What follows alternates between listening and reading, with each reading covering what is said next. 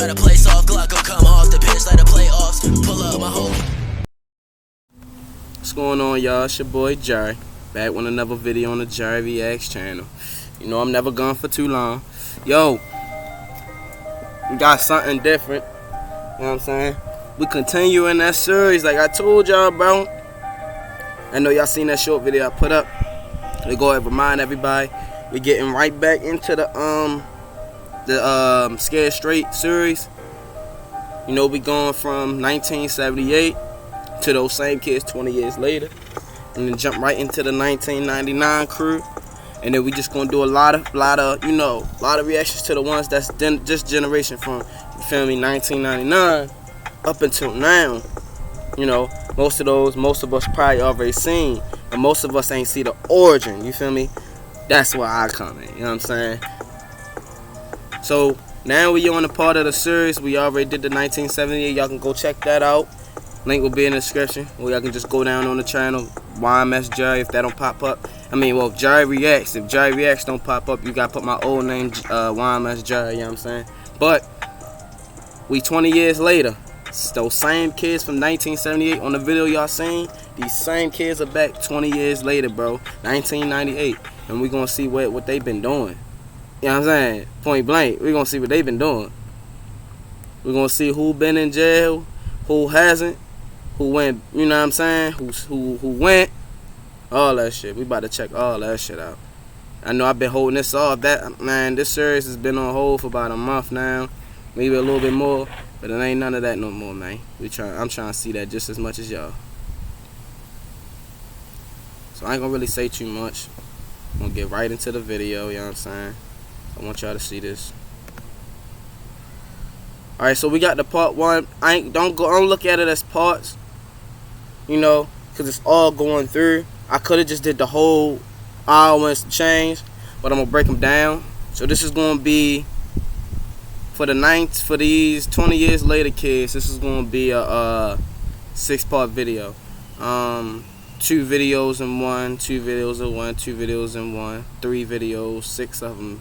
You know what I'm saying? Three videos.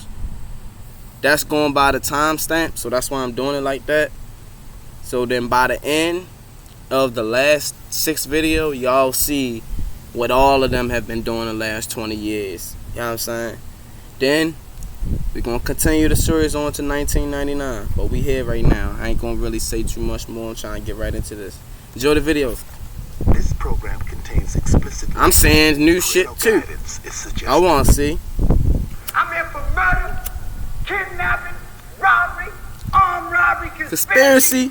When we got sexual desires, who do you think we get? And don't tell me. Oh, this all from the first one. I don't like nothing in the first place, and I don't like you. You got your best shot, man. One punch. Punch me in my face. Yeah, that was crazy right there. Man, get that fucking camera out my face. I told you to cut it off. Sheesh. That was 1978.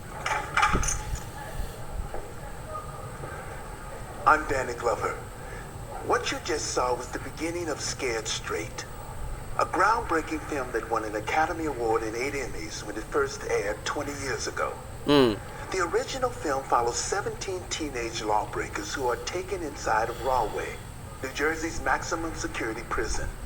In a raw confrontation, a group of hardened convicts called the Lifers tried to literally scare the kids into going straight. Straight, right. Tonight, after watching Scared Straight, we'll meet these same kids and convicts today. What's happened to them over the past 20 years? Are any of the kids in prison?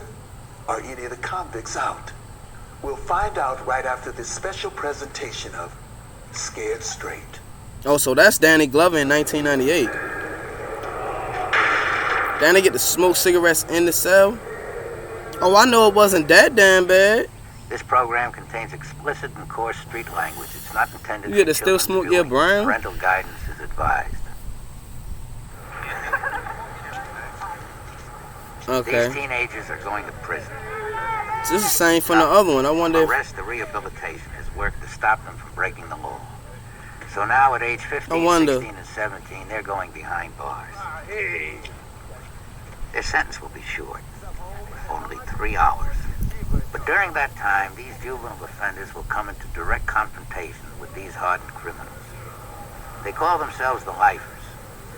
Together, they're serving nearly 1,000 years. I feel like, yo, this from the first. Alright, so look, we're gonna move on to the next video, cause in a unique crime prevention program created and I ain't gonna lie to you, I think this is from make juvenile delinquents go straight. Yeah, that's kind of like a beginning. The innocent victim of one of these young. You're so tough. You ain't tough. Why steal from people, average, and which I don't. Okay, yeah, so this from the first one, so let me see. Now, they said, the day up here, I'm a short thing. Think about it. Get the fucking the education. Okay, so I'm starting to realize what this is about. We want it if you need. Y'all, man, it's too young to come to anybody's prison. Just old. Okay, y'all. So I ain't really had to show y'all none of this, you feel me? Because to be honest, those are the parts from the first one. Y'all already seen that on the 1978. I want to just strictly show y'all the ones from 20 years later. I don't want to show y'all nothing that y'all already had seen, because they pretty much was just going, this pretty much the same prison, the same kids. They showing them they showing everything that happened while they was there at the prison, right? And then what they gonna do is they gonna go right into the kids for the rest of the parts. So now that I'm thinking about it, to be honest, we can do 2 now. Yup, we can do 2 now, so it's not gonna be a 6 video. It's gonna be a 4 video.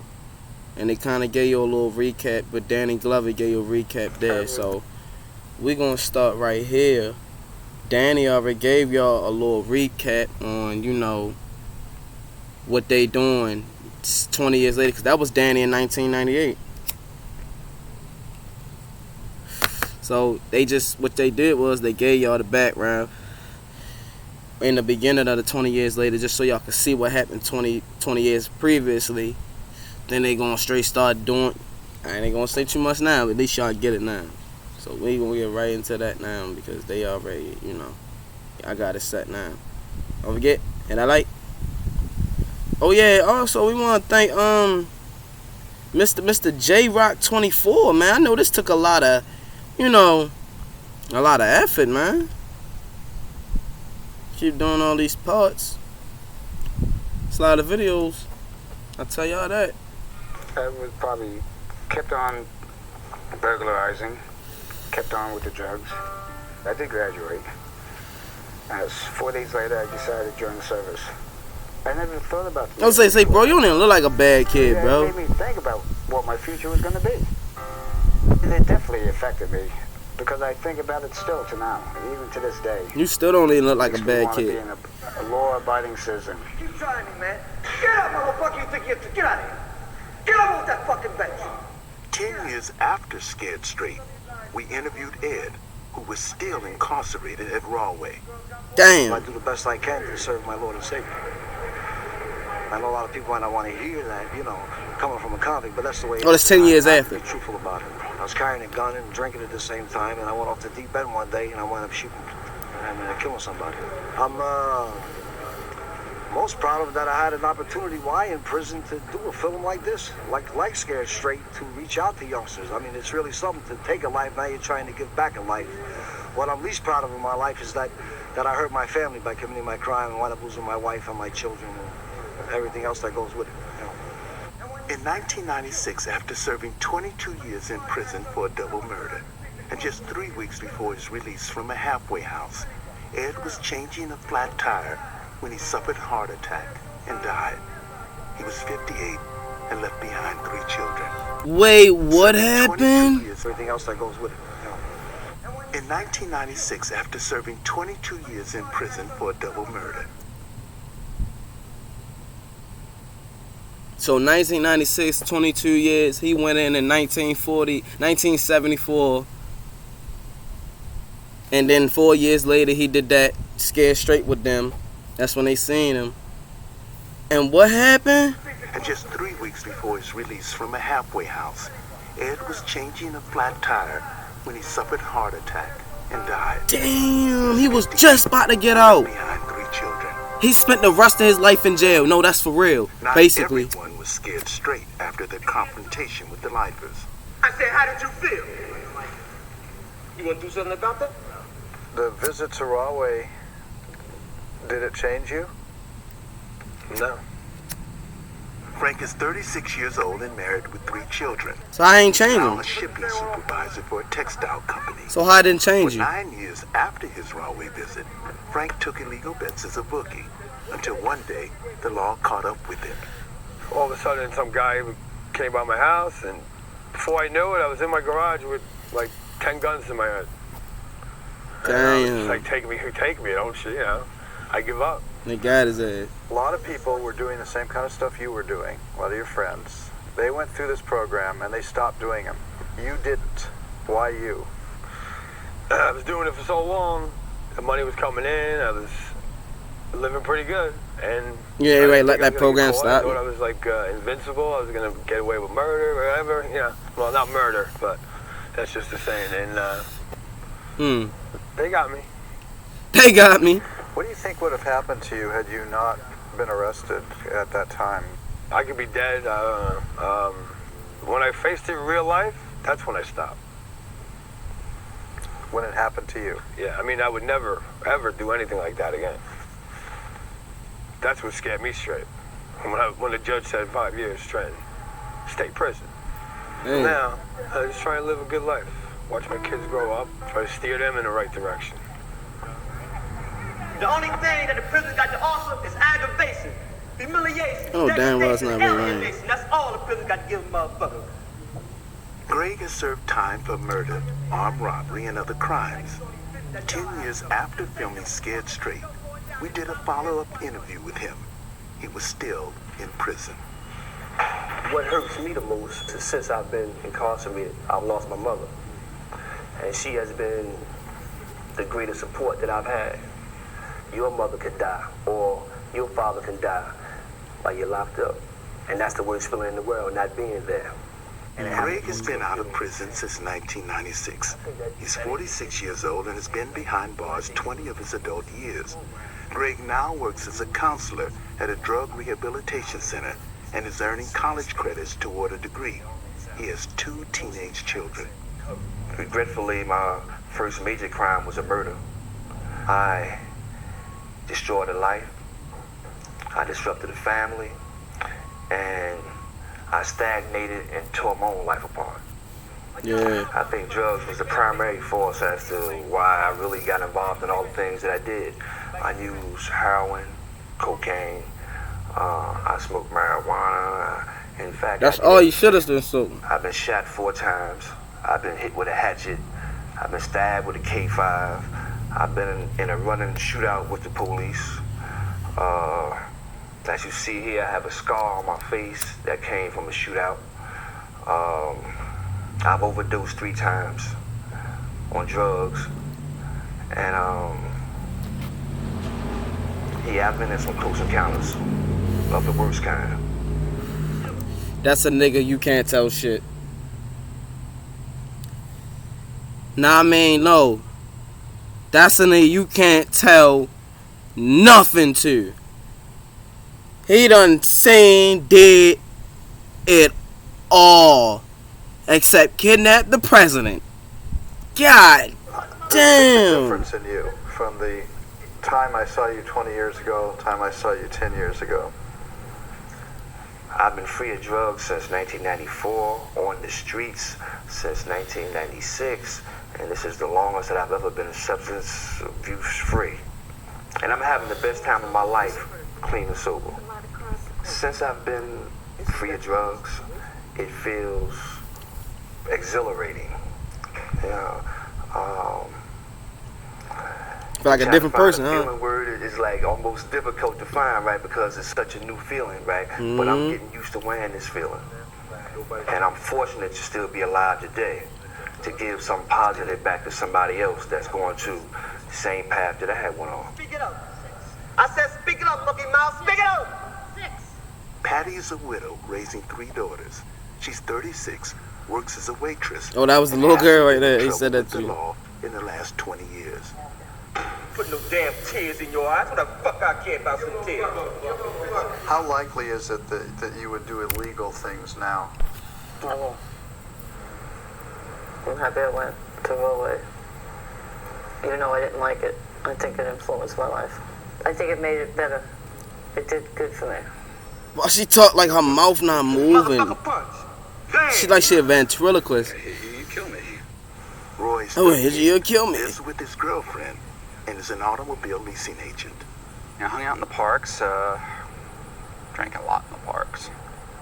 Boy, you're The only smart crime that man. they ever, Boy, you're smart put me man. down for, and when they said you're on your way, was conspiracy to a bomb scare. You need protection, don't you? Yeah. Come here.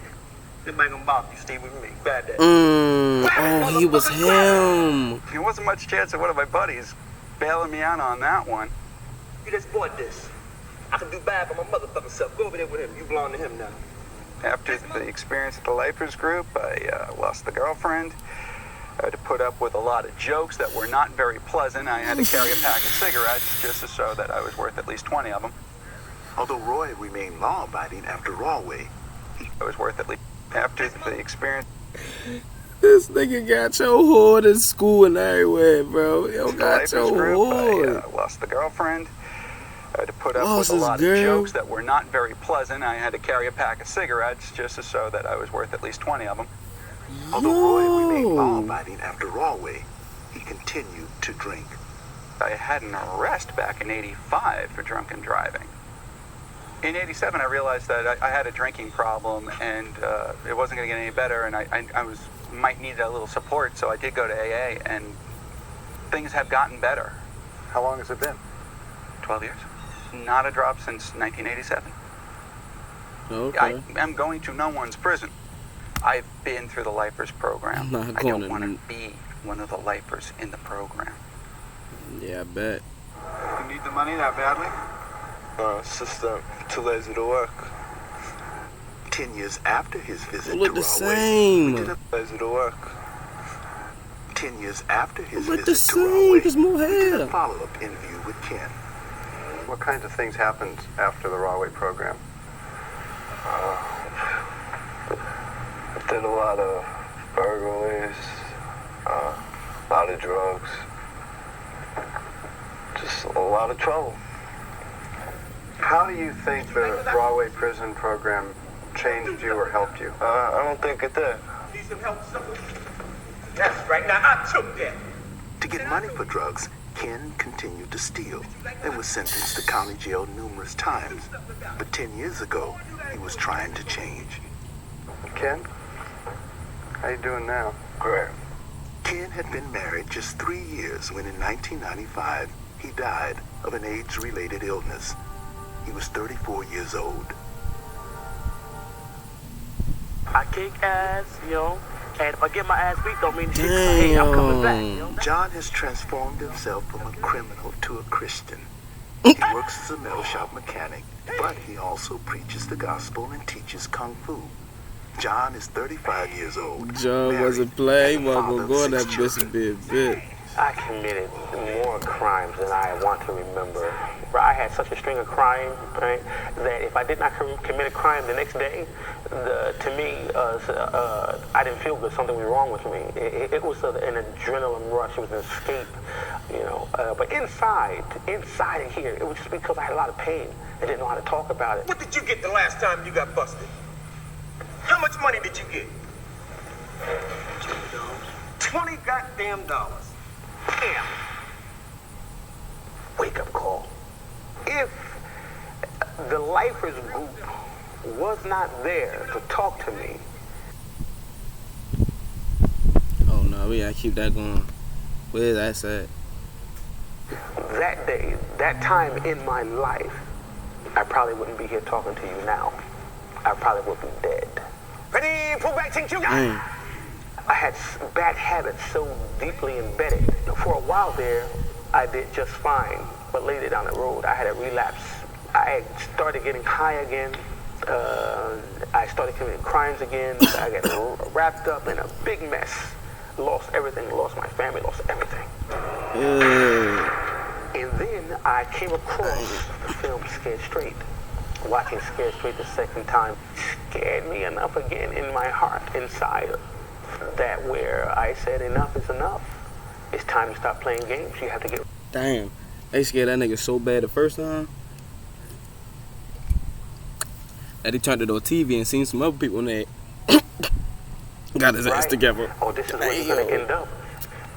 And from that day on, I start rehabilitating myself. Hey.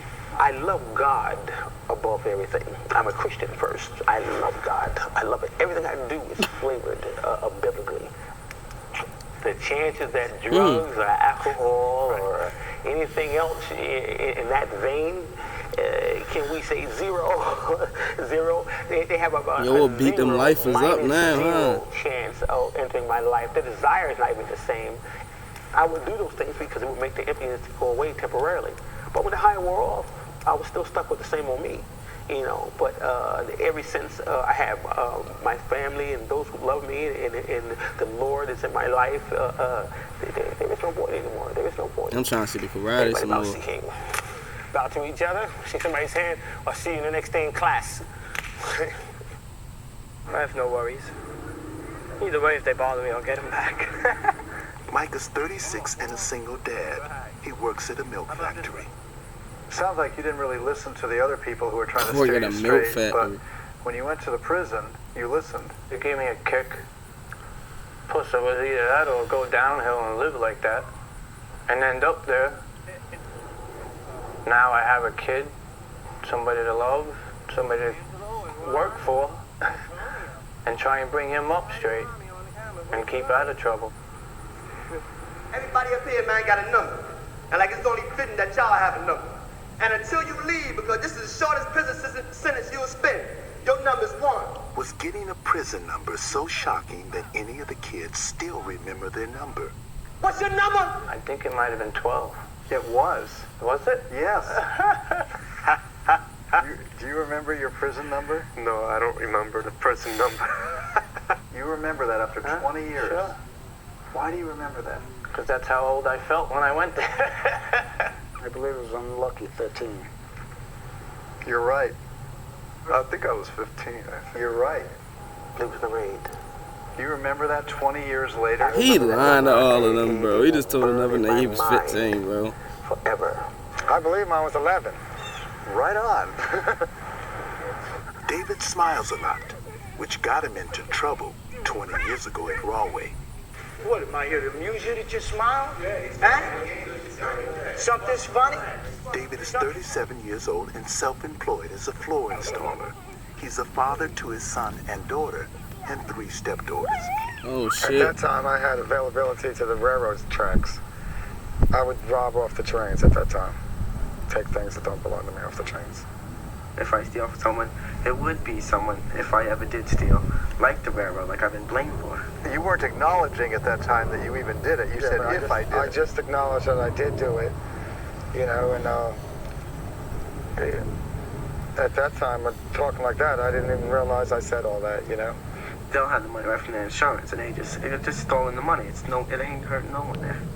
The insurance company, I am sorry for doing that to you. I am paying the price today. You smiling at me? Well, knock it off. Close your mouth. I thought going to Rawway State Prison was going to be a joke. Go home barefoot, faggot. The number one thing I got out of it was a wake-up call. To show me another side that another door that I'd never looked into. I've been on the outside of that door, and I got a chance to see it on the inside of that door.